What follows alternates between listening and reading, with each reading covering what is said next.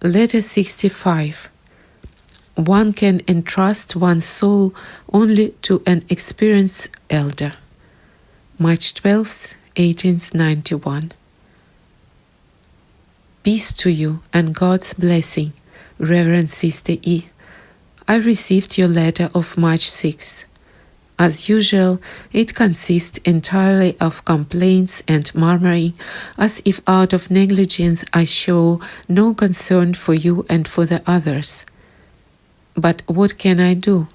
One thing I wish all of you, patience, and to entreat God that He Himself would soothe you and order your life all right. You managed to find a pretext for murmuring, in that Batyushka Ambrosi and I forbade you to have anything to do with Anne. Why, if you and others like you had a drop of sense, you would not even think of walking right into a snare? How in the world are you going to entrust your soul and your entire life to a man you do not really know? And how in the world can this newly made elder take you on? What is he going to teach you when he himself has no understanding of the path of eldership?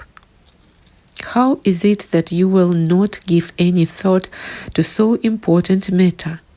Just try giving a coachman some lace to make. He will make you some all right, and 10 real elders will not be able to untangle it. And all the lace makers will go out of their minds.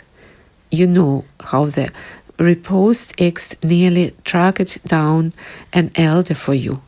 And what happened? You scarcely managed to get rid of him. Humble yourself. I do believe that it is hard for you and for G, but aren't there similar cases here too, where we have elders? Yeah, there are plenty of them, and what can one do to help when God permits it? After all, it is not for our destruction that He permits us to have temptations, woes, afflictions, and illnesses. For otherwise, nowhere could there be found any hope of salvation for us. And the Lord our Saviour, who for our salvation died the shameful death of the cross, would like to save all.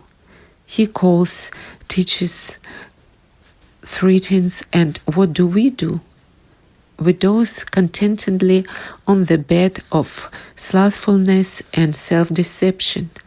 As for salvation, we have forgotten even to think about it. There is no time. We have to grumble a little, then we have to sleep, then we have to judge others some, and there are a lot of people to judge. And so there is no time to give any thought to our soul and to eternity.